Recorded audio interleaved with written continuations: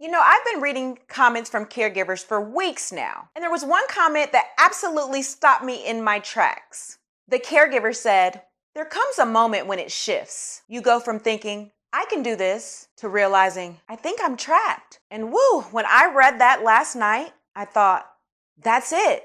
That is the feeling that so many caregivers are trying to describe, but nobody wants to say it out loud because the second you say it, you feel guilty. Because let's be clear. Most caregivers love the person they're caring for. You love your mother.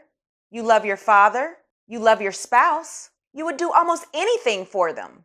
But sometimes you can love someone deeply and still feel trapped by the situation. And I think that's the conversation that nobody is really having. Because whenever we talk about caregiving, we talk about how noble it is, how rewarding it is, how it's an act of love.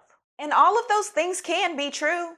But can we also talk about the fact that sometimes caregiving feels like your entire life got swallowed whole? Because that is what I hear from people. Not that they don't love their parent, not that they don't want the best for them, but that somewhere along the way, they disappeared. Their hobbies disappeared, their friendships disappeared, their retirement plans disappeared, their marriages are now struggling, their health has started declining, and now every decision they make revolves around another person's needs. I remember talking to a caregiver who said, "Erica, I can't even go to the grocery store without planning for it."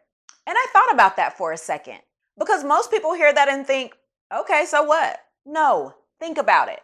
Imagine having to coordinate every single aspect of your life around another adult human being. Imagine not being able to leave town. Imagine not being able to sleep through the night. Imagine not being able to truly relax because your brain is always wondering if the phone's going to ring. And that's just not a bad day. That is years for some people. Years.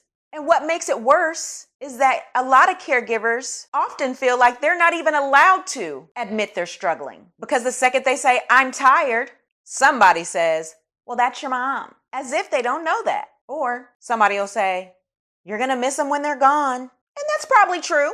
But telling an exhausted caregiver they'll miss their parent one day does not help them survive today. And that's the part I think some people don't understand unless you've been through it. Most caregivers are not grieving the future. They're trying to survive the present. And the present is hard, really hard. I think one of the biggest lies we can tell caregivers is that if you love someone enough, the sacrifice won't bother you, and that is simply not true. Love does not erase exhaustion. Love does not erase resentment. Love does not erase loneliness. Love does not automatically create support systems where they didn't already exist. And what I see over and over again is caregivers carrying responsibilities that were supposed to be shared by an entire family.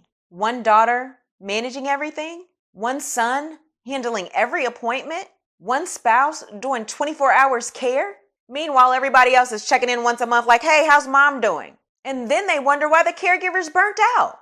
Because caregiving wasn't supposed to be one person's job. If you're new here, I'm Erica, the neighborhood NP, also founder of Care Angel LLC, and I spend my time balancing between working in nephrology and showing families a way to prevent caregiver burden. Please click the link to subscribe for more caregiving videos on dementia, chronic illness, and until next time.